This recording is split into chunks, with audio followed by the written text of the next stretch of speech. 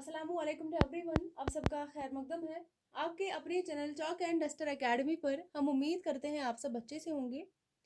तो आज अगर हम देखेंगे, आज हमारा लेक्चर नंबर 9 होने वाला है, जो कि यूनिट नंबर 2 पर आज हमारा लेक्चर जो है रहने वाला है, उर्दू गज़ल का फ़न। दूसरा जो हमारा यूनिट है यूजीसी नेट निसाब का, तो वो यूनिट है उर्दू गज़ल। यूनिट का नाम है और इसका ये आज पहला क्लास है। आज हम पढ़ेंगे उर्दू गज़ल का फ़न। इस क्लास में पहला जो यूनिट है हमने कंप्लीट किया है। आज जो है दूसरे यूनिट का हमारा पहला क्लास है। तो आइए देखते हैं उर्दू का गज़ल का फ़न जो है। अगर हम देखेंगे गज़ल की बात अगर हम करेंगे, गज़ल जो है अरबी ज़ुबान का लफ्ज़ है। अब सभी को पता है गज़ल जो है किस ज़ुबान का लफ्ज़ है, तो अरबी ज़ुबान का लफ्ज़ है। जो लफ्ज़ किस से निकला है, तो गज़ाल से निकला है। अगर हम देखेंगे गज़ल अरबी ज़ुबान का लफ्ज़ है, जो किस से निकला है, किस लफ्ज़ से निकला है, तो गज़ाल से निकला है। जिसके क्या माने हैं, अगर हम देखेंगे गज़ल के क्या माने हैं, तो इसके माने हैं औरतों से बातें करना या औरतों की बातें करना। औरतों से बातें करना या औरतों की बातें करना, या हम कह सकते हैं कि औरतों के हुस्न व जमाल की तारीफ करना। तो ये जो है गज़ल के माने हैं। क्या है गज़ल के माने? औरतों से बातें करना, औरतों की बातें करना, या औरतों के हुस्न व जमाल की तारीफ करना। अगर हम देखेंगे इब्तिदा में जो है गज़ल का जो है मौजू हुस्न व इश्क तक ही महदूद था। इसमें जो है बाकी कोई भी मौज़ूआ जो है शामिल नहीं होते थे। पहले पहले जो है इब्तिदा में जो है गज़ल का मौजू कहाँ तक महदूद था? इश्क व मोहब्बत तक ही महदूद था। मगर वक्त गुजरने के साथ साथ जैसे वक्त गुजर गया, इसके मौजूआत भी हर तरह के, इसमें मौजूआत में जो है हर तरह के मज़ामीन शामिल होते गए। तो पहले पहले क्या होता था, इब्तिदा में जो है गज़ल का मौजू क्या था? हुस्न व इश्क ही था। लेकिन वक्त गुजरने के साथ साथ क्या हुआ, गज़ल के मौजूआत में जो है हर तरह के मज़ामीन जो है शामिल होते गए।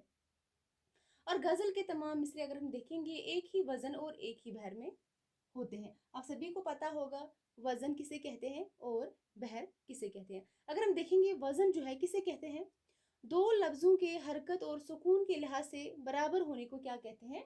वज़न कहते हैं। किसे कहते हैं वज़न?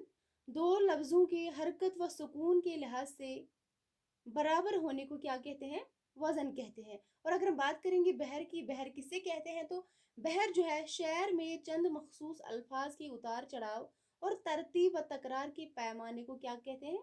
बहर कहते हैं। आप याद रखेंगे, बहर जो है शेर में चंद मखसूस अल्फाज के उतार चढ़ाव और तरतीब व तकरार के पैमाने को क्या कहते हैं? बहर कहते हैं। यानी कि एक मिसरा जितनी मकदार में होगा, दूसरा मिसरा भी जो है उतनी ही मकदार में होगा। बहर जो है अगर पहला मिसरा जिस मकदार में होगा, जिस क्वांटिटी में होगा, तो उसी क्वांटिटी में जो है दूसरा मिसरा भी होगा। उसे क्या कहते हैं? बहर कहते हैं। आई होप आपको समझ में आ गया होगा वजन और बहर किसे कहते हैं। और अगर हम बात करेंगे इसके बाद जो है गज़ल का जो पहला शेर है, जिसके दोनों मिसरे क्या होते हैं? हम काफिया और हम रदीफ होते हैं। गज़ल का पहला शेर जिसके दोनों मिसरे हम काफिया और हम रदीफ हो, क्या कहलाता है? तो मतला कहलाता है। जिसके दोनों मिसरे हम काफिया और हम रदीफ हो, क्या कहलाता है? मतला कहलाता है। और गज़ल का जो आखिरी शेर है, जिसमें शायर क्या करता है? अपना तखल्लुस इस्तेमाल करता है, क्या कहलाता है? मक्ता कहलाता है।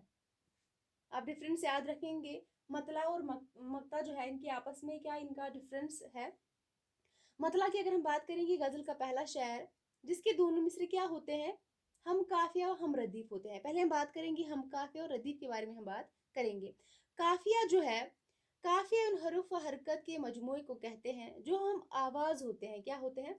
हम आवाज होते हैं। मगर अल्फाज बदले होते हैं। काफिया जो है रदीफ से पहले होता है। अगर हम देखेंगे काफिया किसे कहते हैं, तो काफिया जो है हम आवाज होते हैं। यानी कि लफ्ज जो है, अल्फाज जो है डिफरेंट होते हैं, लेकिन इनकी जो आवाज है वो सेम निकलती है। जैसे कि इंग्लिश में हम पढ़ते हैं, फॉर एग्जाम्पल हम यहाँ पे लेते हैं फियर एंड फियर। क्या डिफरेंस है इनमें? लफ्जों में डिफरेंस है, लेकिन अगर हम देखेंगे अल्फाज में, लफ्जों में बदलाव है, डिफरेंट है दोनों लफ्ज, लेकिन आवाज क्या है? सेम है। اس کو بھی फेयर हम पढ़ते हैं, इसको भी हम फेयर पढ़ते हैं. क्लियर है? काफिया में हुर्फ व हरकत के मजमूए को क्या कहते हैं? काफिया कहते हैं जो हम आवाज होते हैं, सेम आवाज के होते हैं, जिनकी सेम जो है आवाज निकलती है मगर अल्फाज जो है डिफरेंट होते हैं, बदले हुए होते हैं.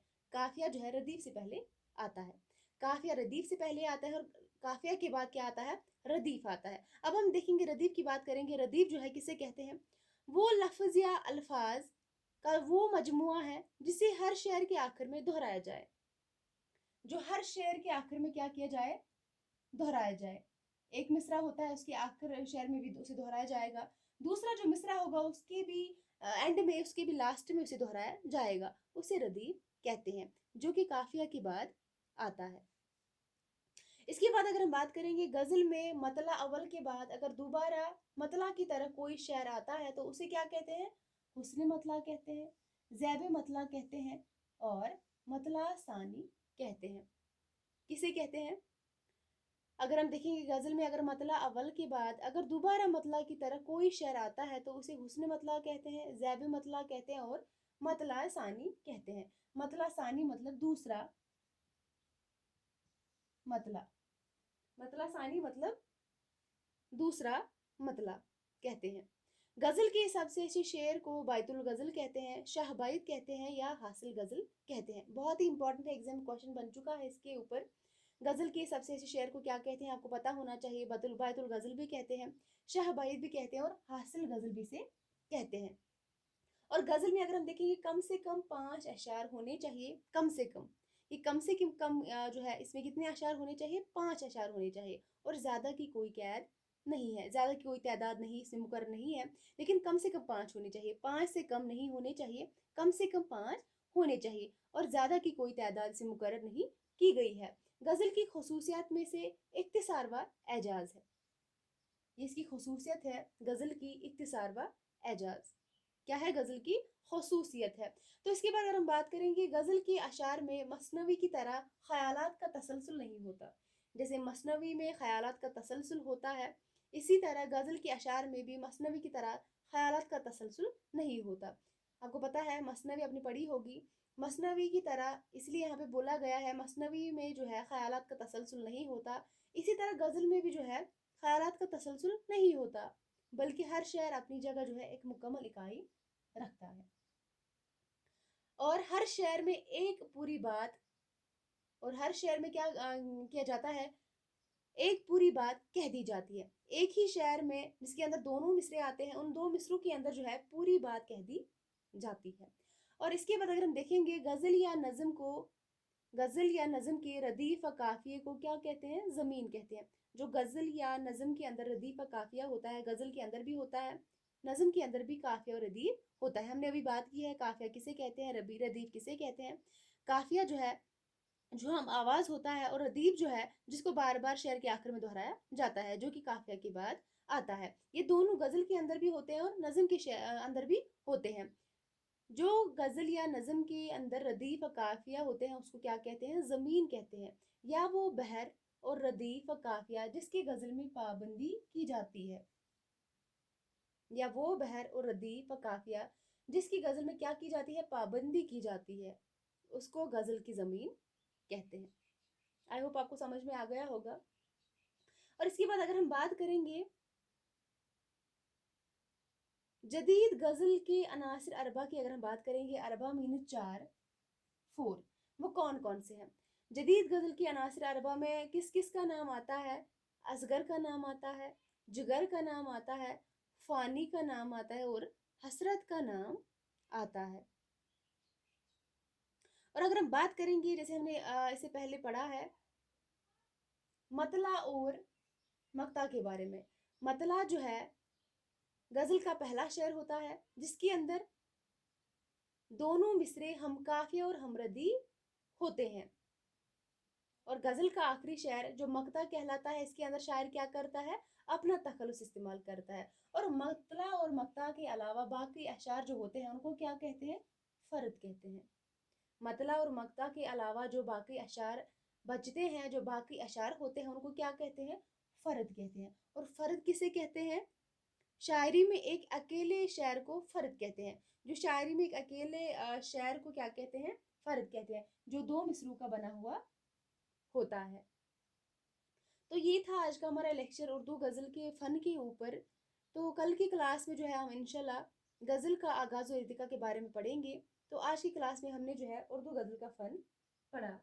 کل کی کلاس میں اس کا اردو غزل کا آغاز و ارتقا کے بارے میں جو ہے ہم پڑھیں گے. تو یہ تھا آج کا ہمارا کلاس. ملتے ہیں کل کے کلاس میں، تب تک کے لیے اللہ حافظ.